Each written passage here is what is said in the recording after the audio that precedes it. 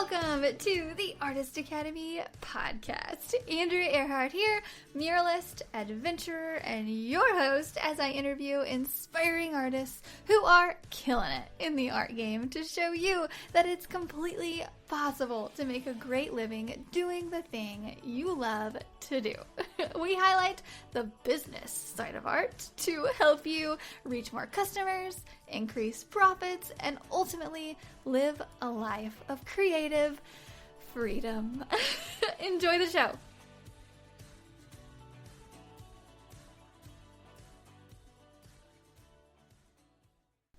This week's episode features surrealist painter Brady Willmott. And before you listen, please go check out his Instagram. There is a link in the notes section. It is Brady Willmott on Instagram. Go check it out to get a better idea of the type of art he creates. You're going to want to see his surrealist style for yourself.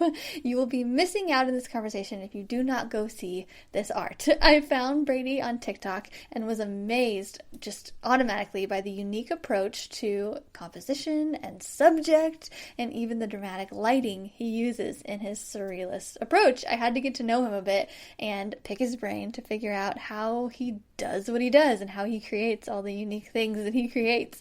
And we also talked about playing the long game. You guys hear me say that a lot. And Brady is a really great example of someone who is benefiting the longer he stays in this art game.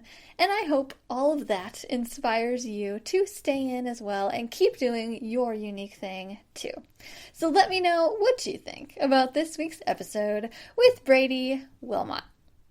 If you could just start out by introducing yourself a little bit, maybe tell us a little bit about who you are, what you paint, and all the things for the podcast listeners. Okay, so I'm sure you just mentioned my name's Brady Willmott. I live in North County, San Diego. I went to school for art at the Museum of Fine Arts in Boston. I got out of school when you were still sending slides to galleries and got frustrated and tattooed for 17 years. And kind of slowly over the last, starting in about 2013, I started kind of just showing at galleries a little bit here and there. And then just that slowly started taking over. And about 3.5 years ago, that started going better and better. So I quit my job completely full time. Full-time artist. Awesome. Yeah. Okay. So how did you get into the style have you always painted like you do now? It's very surrealist, I love it. And anybody that's on the podcast too, I would highly suggest you go check out Brady's Instagram because it's just so unique. So how did you land on that style? I think for anybody, they're not going to start out with a particular style. If you go back to my sketchbooks from when I was a little kid, it was very influenced by skateboard art, which in the 80s was a very punk rock, lots of skulls and that kind of stuff. I loved Pink Floyd, which was very kind of trippy art, and got into the whole hot rod style of art, which is kind of like the Rat Pink style stuff, which is semi-surreal, I guess, but more kind of in your face, lowbrow type stuff. In college, my stuff really started turning more surreal, which was in the 90s. When I was tattooing, a style called New School was kind of becoming dominant. Maybe not dominant, but what I was interested in, and kind of transitioned well from the art that I was doing. And there's a lot of funky looking animals, and a lot of that influence you'll see in the style I'm doing. Yeah, so that's where you'll start seeing a lot of the animals and stuff like that coming into my work. Actually, it was funny. One of my biggest collectors is in Northern California. It's 8 hours away or so. And he was also someone that was getting tattooed by me. And I had to deliver a painting up there about 2 weeks ago or 3 weeks ago now. I got the chance to stop by his house, and he had a painting of mine from 2006 when I was maybe doing 2 paintings a year then. And it was funny because that was probably one of the first paintings where you really see my style coming into play, and where it really looks like what I'm doing now, or maybe a year ago. Okay. And you said you created that when? 2006. Okay. So you had been doing art for a while, and then you kind of doing a bunch of different styles, or just kind of like all in the same style, but... I mean, it's not like, I mean, if you look at my art since I was, born, basically, it all kind of comes in increments. There's nothing like radically different. No, like floral paintings or anything. I mean, there's random stuff thrown in that I do for exercises. I'll go out and plein air paint once in a while, or, go to do figure painting classes or whatever, all that kind of stuff makes your art stronger, but that's kind of more for exercise, but everything's kind of a transformation of the last thing I've done. And that's kind of how you build style, is over time. Nobody starts off with the exact style that they settle on. Mm-hmm. Long answer. No, I love it. I love long answers. So, okay. So how did you land on your style though? Were you just like listening to an inner voice, or how, like, were you looking at other people's stuff and being like, oh, maybe I could do clouds and then a boat and then a mouse rolling a boat, or a mouse with antlers? Like, where did you just like get lost in your own sketchbook, or is it coming from other people? Like, how do you find your style? I wouldn't even say I've landed on a style. I think I'm still, every painting I try to grow from, and, my next painting is going to be better than my last painting, no matter what. So with each painting, I see the flaws, and then, next time it's going to be better. I'm always looking at artwork, and there's always something I'm interested in. I really love Renaissance art and Baroque art. I'm always looking at what my contemporary artists are doing and seeing what's going on. I'm always, well, not right now, but always out and going to shows and just trying to be present and paying attention, Yeah. How are you finding these collectors, or how are you finding these buyers? Is it mostly shows or on internet, or a little of everything? A big part of being an artist is being in as many places as you can. People don't come out of the woodwork. You got to jump out at them, and what do we get? 7 people online? Probably none of them are going to buy a painting, but maybe one will buy a print, and then 10 years down the line, they'll be looking at that print and say, wow, I didn't have a lot of money back then, but now I'm, the CEO at my company, and I've always liked that print. Okay, now I've got $300,000 a year to spend, and I'm going to buy one of those paintings. You've always got to be thinking ahead like that. So yeah, it's such a long game. Yeah, every single person you meet, you got to be friendly to. I know so many artists that they judge whether people are going to buy a painting the second they walk in the door. I actually had someone tell me that. I've been trying to work more like convention style shows where, you set up a booth and, 100,000 people are going to walk through instead of a gallery where 50 people walk through. And I had a guy in a booth next to me say, I can tell, the second they walk up if they're going to buy something or not. So I don't even bother talking to them. I'm like, that's a terrible attitude, Yeah. I can tell that if I talk to every single one of these people, 5,000 people a day or 10,000 people a day, then my odds of 20 of them somewhere in the next 5 years buying something from me is good. And if I do 5 conventions a year and 100 people buy something in the next 5 years, that's a big chunk of my income, right there. Yeah. Do you find that most people are following you online or on your email list or anything, like, for a while before they buy, or what do you think? I think for art buyers, it's a long game. I know when I buy art, I've usually been following the artist for a while. Unless it's like a charity event, I've almost never spontaneously bought art. Like, my 2 biggest purchases were Jeff Gogwe and a Jeremy Fish, those were like my 2 purchases that were several $1,000s. And both of those were artists I've been following for years and I loved. And, I had to take a deep breath before I spent the money, because that's, I'm an artist. That's a ton of money for me, Yeah. It's like, and this is not a, a career to get rich off of. It's a career of passion. And, when I bought those pieces, I was not making what I'm making now. So, I assume that a lot of people are like that. The piece that I was talking about earlier that I drove 8 hours up to Northern California and I got to see my other collector, that was the biggest piece I've ever sold. And he actually bought 3 pieces right off the bat from me.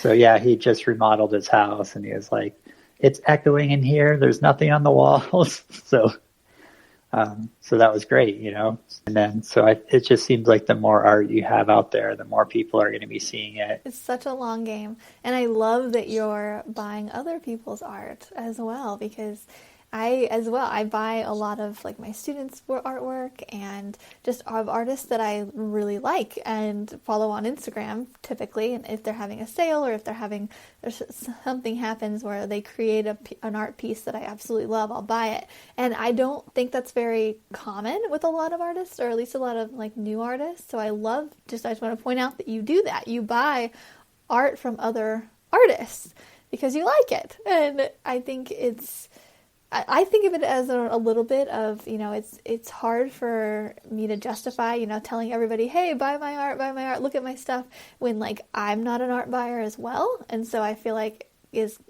buying art is a little bit of giving back a little bit into like the art world, as it's giving so much to me, and, just decorating your home, but also just owning something from another artist. I love that you buy art as well. Well, also, it gives you a chance to really live with an artist that you admire's art on your walls and really pick it apart, I mean, every ounce of technique you can steal from other people is huge, I wake up every morning looking at this one painting and I'm always seeing little pieces of technique in it, maybe it's not like subject matter wise something I would never do, but like I can stare at it and I can see the way he layered it and glazed it. And, I've been staring at it for probably 10 years straight now next to my bed every day when I wake up. And I can just, at this point I've picked apart the way he layered every layer of paint on that painting.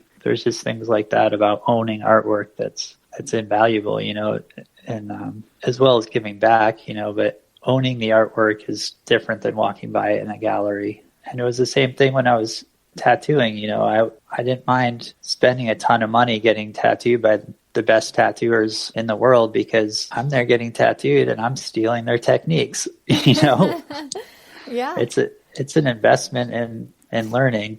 Oh yeah, I remember anytime I'm in a museum and whatnot, I'm always thinking, I'm like, just, you get really close to it, like you get up there and you really look at it, and I always think, I'm like, man, you can see so much more in person than you can in a photo. And I always, anytime I go to a museum, I always pick out one and I'm like, oh, I wish I could take that one home and just copy it and just like have my canvas here and have that one right here. That way you can look at it and see it and copy it and just learn in that way.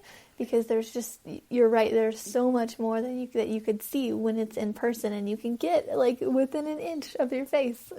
Yeah, and I know there's like tons of Mark Ryden fans out there, but I like Mark Ryden's work. Probably 6 years ago now, I got to go and see a show of his in person, and it was probably the last time there was a show this big of his that had like tons of his masterpieces all in one place. And it was honestly, his work in person compared to in the books it's an insane difference. Like I can't even explain it. Like if you ever get a chance to go see it in person, do it, because there's just no comparison. Like, yeah, it's cool when you see a print or the books, but there's just no comparison. Like, so go see it if you can. Yeah. Even if it's one piece. You make me want to go to a museum and hang out for the day. I think that's... And the other fun thing about museums is I love just going and watching the people, because there's the people that are just like going just to pretend they have a cultural experience and sitting on the benches. And then there's like the art students that are going and drawing to copy the paintings, but they're kind of half interested. And then there's people like me that are getting told to stand back because My nose is touching the painting. Yeah, sir, do not touch the painting. Yeah, especially not with your nose. So I'm still stuck on like where you find your inspiration. Do you have a sketchbook that you jot little things down in, and like how do you come? So the one behind you, how do you come up with that design? How long did it take you to paint it? So that design, very well planned out. Actually, was on the Louvre's website and just kind of picking through a lot of old like church paintings and stuff, and kind of stealing compositional ideas. And then COVID hit, and there's just all these conspiracy theories flying around. And I don't know if you remember that well, the beginning of it, but people were just saying all kinds of hilarious stuff like, oh, the Democrats are inventing a disease to rig the election, just like this ridiculous stuff. And so there's a lot of just like, I don't know if people can see it or not, but I kind of identify with this little goat in the corner, just sitting back and watching everything. And I got all this kind of religious imagery with its cherubs up there, and the guiding light is the TV shining down all the misinformation on everybody. And then the little kind of angel. Originally, I had wings on the little angel figure in back of the rusty car full of dead sheep, but I just didn't like the way the wings looked, so I scrapped them. And then all the animals are kind of running around taking back over. So it's kind of fun and whimsical, but loaded with lots of little hidden undertones. I don't think I can get a good angle on it with the lights in here, but so you have to go on my page and check it out. Yeah. But and also, how do you get reference photos for that? Well, I try to take as much as I can for reference photos. Like that's my dog in the corner there. For the girl in the car, I had a friend who was pregnant. I had a bunch of reference photos of chickens that I took last time I was in Vermont, which was years ago. I took tons of photos of chickens. There's a bunch of rabbits around here that I've tried to take photos of, but I can never really quite get them. So those are burned pretty well in my mind. Some of the stuff I have to just supplement from photos offline, which I do my best not to do. But when I do that, I try to take, at least 3 photos and sketch from them. So it's not just copying one image. Yeah. And so also the lighting is very dramatic in your paintings mostly. And like, I feel like that would be just such a chore to get a reference photo, but the lighting is, I'm sure, rarely exactly what you need. No, a lot of that stuff I'm just kind of inventing it, like the composition and the clouds and the cherubs. Part of the composition I stole for from one of the paintings had kind of the similar break in the clouds, a little different. There was probably 30 cherubs all in the clouds, and the clouds kind of the whole painting. Yeah. The clouds came all the way up here, and there was just angels and cherubs all the way to the front of the painting. So a lot of that light source was something I copied. It was just rays coming down. There was no TV there, obviously, because they didn't have TVs in the 15 or 1600s. So Some of that light source helped. Yeah, very cool. Okay, so what is something you don't like to paint without? Something I don't like to paint without? Mm-hmm. Paint? Brushes. What kind of paint do you use? I use Gamblin. They've been very nice to me over the last few years. Yeah. I was already using them mostly. I had a few colors from other companies, but yeah, we hooked up a couple of years ago and not holding my mic properly. And they've been helping me out. So just been using them. Great. How much do your paintings sell for on your prints versus your originals? And how much time does it take to paint them? So something like this is probably, I'd say, between 150 and 200 hours, and I've got it priced at $6,500.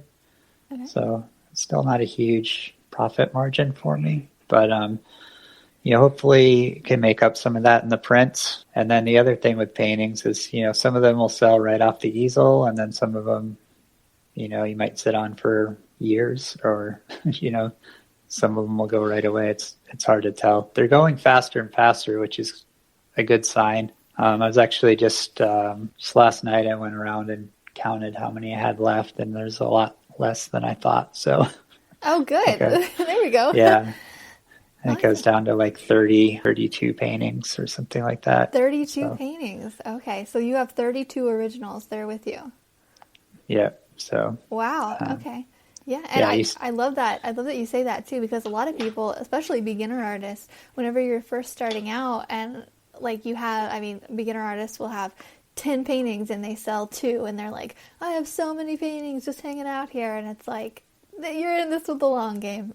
Like, yeah. they'll sell eventually. And if they don't, like, make some prints out of it. Yeah, no, and it was, I mean, I think last time I counted, I had like 50 something paintings just sitting around. Wow. Oh, I love that you're sharing that though. And yeah, and then it's like, and I'm constantly making more. So it's not like, and it's hard to say, maybe that will build back up. I'm sure it's going to ebb and flow a little bit over time, but, you always hope that he'll get rid of more and more of them and it'll be harder to keep stock and you can just start, making the money off the prints or whatever. But that's the thing with art is you just don't know where the market's going to be. I know really experienced artists that can't move their work at all.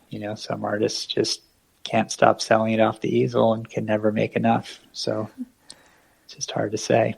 Yeah, it is tough to say. So I found you on TikTok. That's originally where I found you. I saw your video and I was like, I gotta meet this guy.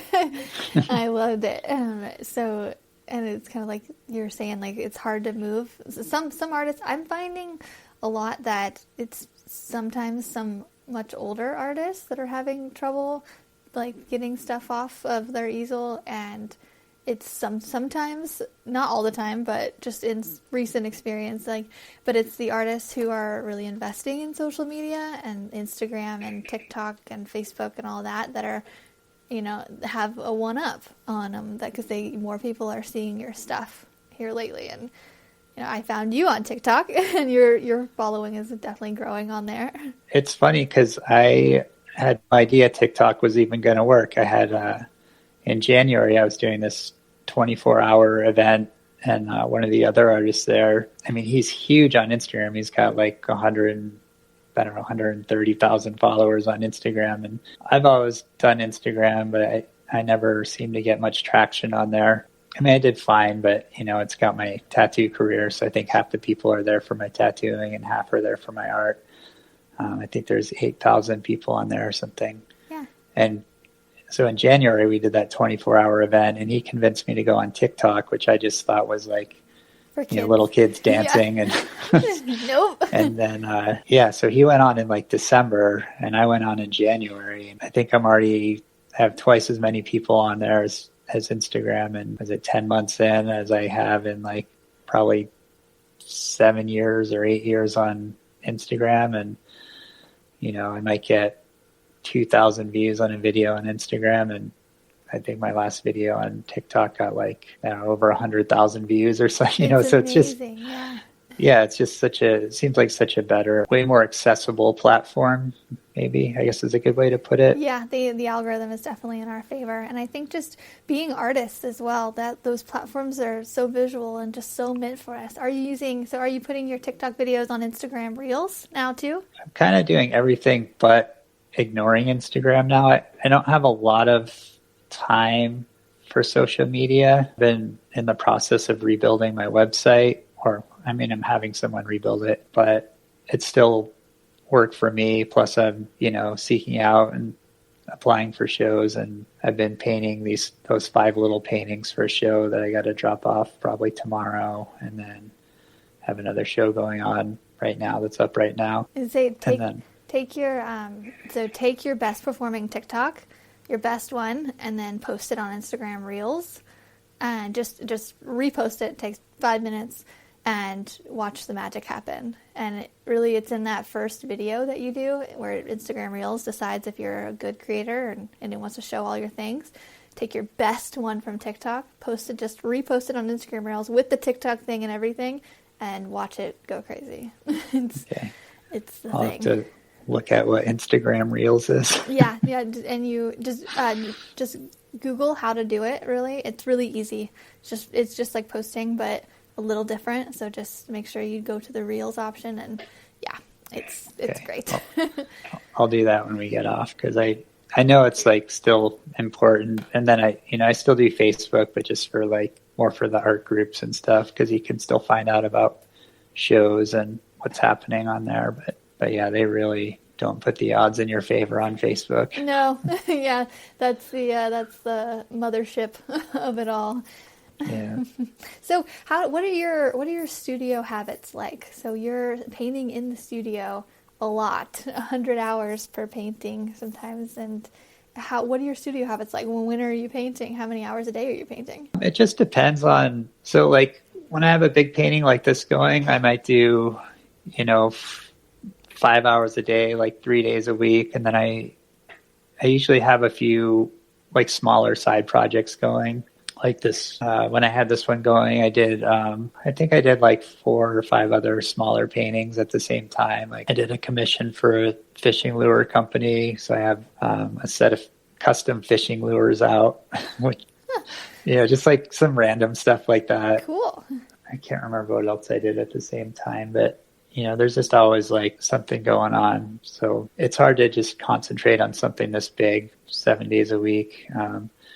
And then just randomly, I got like the 2 biggest commissions I've ever had came in the same week. I spent like 2 months straight working on those, like probably 40 plus hours a week for 2 months. And then I had to take a little time off because my dog had to have surgery. So that was kind of took the hours down a little bit. He was life.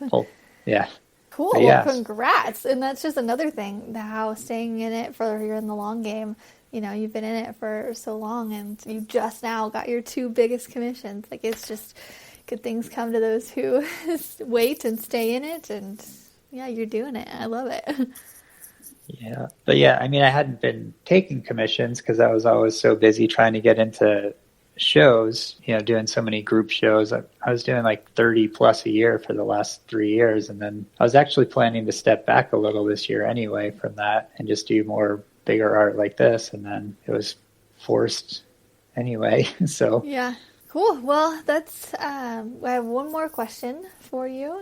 We have a lot of newbie artists listening. It's some more experienced, but there's a lot of artists who are still in their full-time job, and they're just not really sure where to start to get into this art career. And so they're listening for advice on things like that. And so what advice would you give to artists who want to make art their full-time career, but just don't know where to start? What's a good starting point? I guess the main things I would say is the biggest mistakes I see is people online bragging about being self-taught. Learn everything you can from everyone you can. There's no shame in learning from other people. Be present in your art community. Even if you're shy, go to shows, make it a goal to meet one person at every show you go to. Very shy.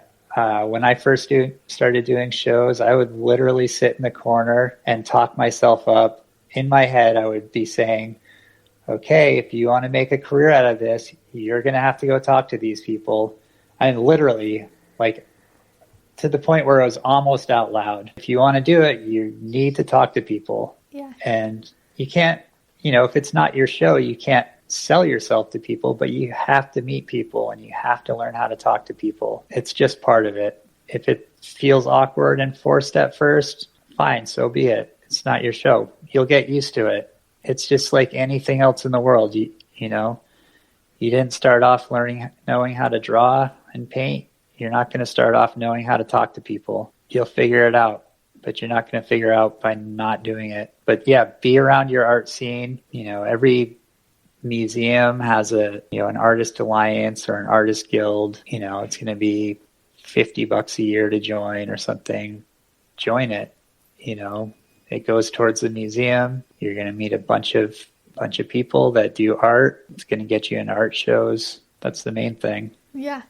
Yeah, because a lot of people, if they say they're self-taught, it's like, oh, okay, so you learn from someone on YouTube. Then it's either you're learning, you're learning from an institution, or you're learning from someone, or you're learning on YouTube from a video. Like everybody's learning. I think it's just, yeah, a lot of people, they take a lot of pride in being self-taught, and I think if you are truly self-taught too, it takes you so much longer to learn that one trick that an artist could have just showed you really quick. Like, hey, if you glaze over this, it's going to save you so much time, rather than messing up and doing it again. And just, yeah, so. Yeah, and there's nothing better than, like I've taken classes, and I'll still probably in the future take classes at a place called Watts Atelier, where they'll come up, they'll take the pencil out of your hand and be like, no, do it like this. You're doing it wrong. They're rough, and if you got thin skin, it's not the place for you. But I'm not there to not learn. Like I took a 8-week class there just in drawing hands and feet, probably 4 or 5 years ago, because I didn't feel like I was drawing hands and feet very well. I wanted to do it better. Yeah. Always learning. I love that.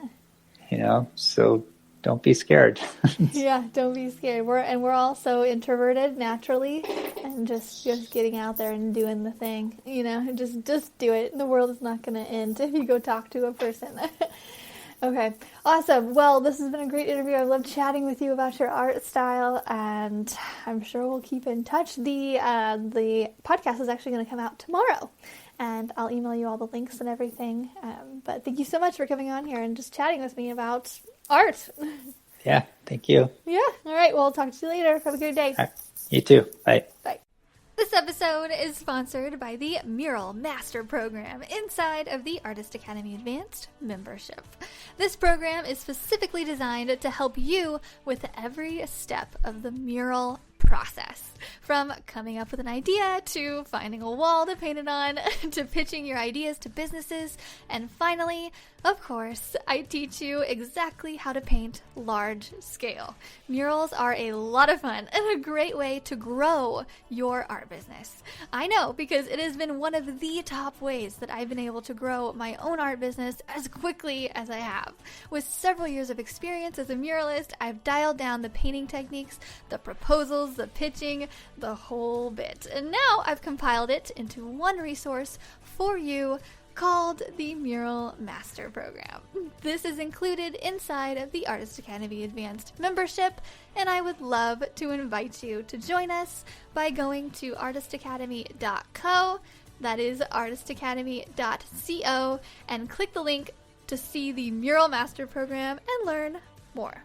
If you've enjoyed this episode, don't forget to subscribe and leave a review.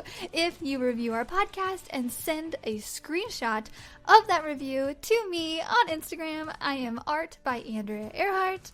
I will gladly share your art on my Instagram story with a reach of over 60,000 as a thank you for helping us grow this Artist Academy community. And speaking of community, if you would like to be a part of our absolutely free and very encouraging community on social media, just head over to facebook.com/groups/Artist Academy, and I will see you next week.